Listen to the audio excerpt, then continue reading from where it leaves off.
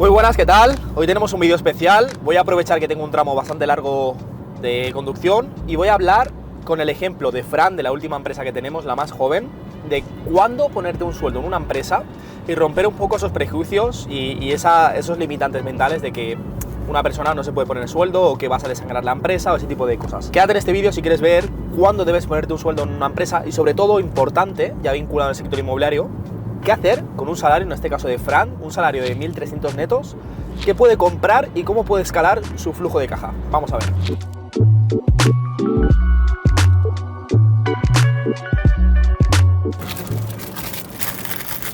De mientras, me voy comiendo unos donetes que no he desayunado. Una empresa, nosotros pongo el ejemplo de The Crown House. Esa empresa, para poneros en contexto, Fran llegó a Burgos en enero. Él ya había creado esa empresa, la había constituido en Málaga.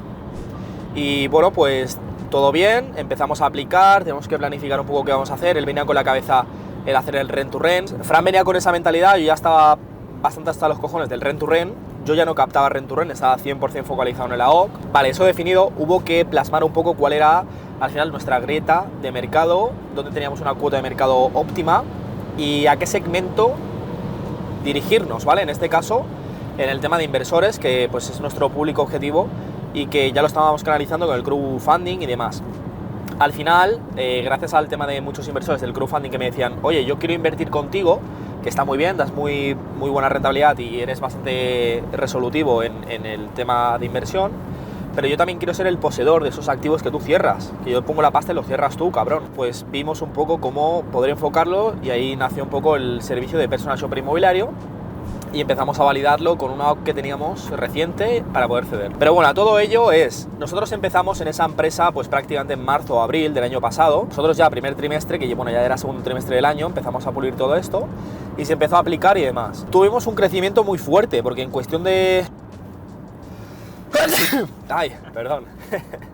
Que tengo alergia, tío, a la humedad, no me tomo la pastilla de la alergia hoy. Nosotros en esos 2 trimestres al final facturamos €500,000, que cerramos el año pasado de facturación. Hay que contemplar que hay un beneficio fiscal, para quien no lo sepa, que los 2 primeros años de una sociedad, en vez de tributar un 25%, tributan 15%. Y luego aparte está el IVA, pero piensa que tenemos empresa de reformas y un gran porcentaje del IVA nos lo repercutimos, con lo cual de esos 500.000 euros estamos muy cercanos a realmente el beneficio. Hay gastos adheridos y hay otras cosas. Nosotros lo que hacíamos es, antes de ponernos un sueldo el año pasado, decidimos tener préstamos con la empresa.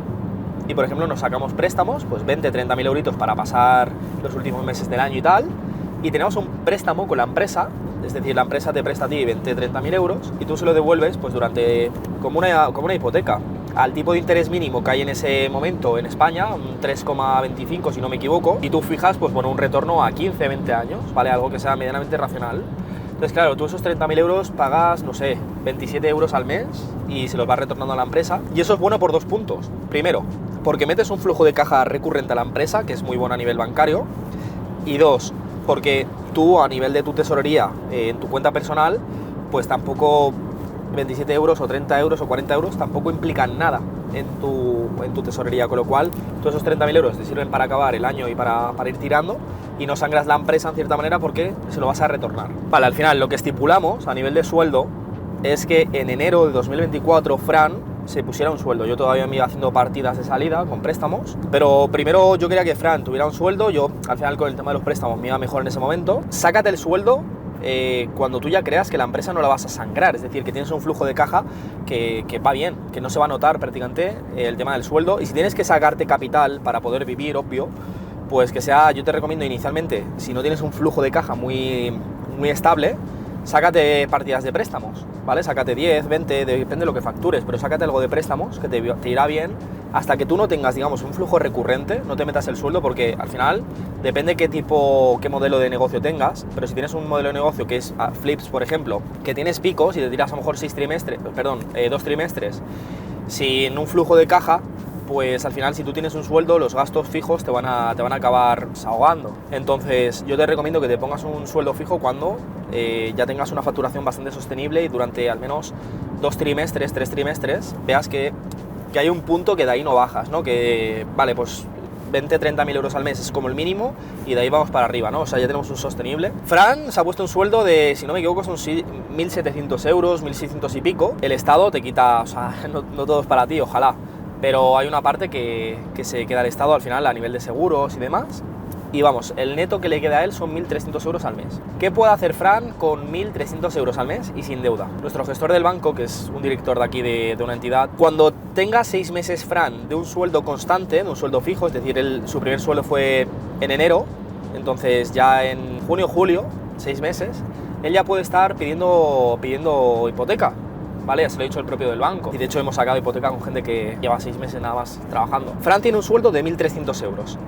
El 30% de esos 1.300 euros, el banco interpreta que es una cuota que tú puedes pagar a nivel deudario. Son 390 euros. ¿Qué vamos a hacer con Fran? Él va a comprar un activo en junio, activo promedio que estamos moviendo aquí en Burgos, que es un activo en Gamonal, zona 6/10, un activo de 3 habitaciones más salón, exterior importante, a poder ser de orientación sur, con ascensor y fachada y portal hecho. Ese activo se va a alquilar por habitaciones, al final el promedio que digo siempre, 330 por habitación, aunque las alquilamos a más, pero bueno, da igual.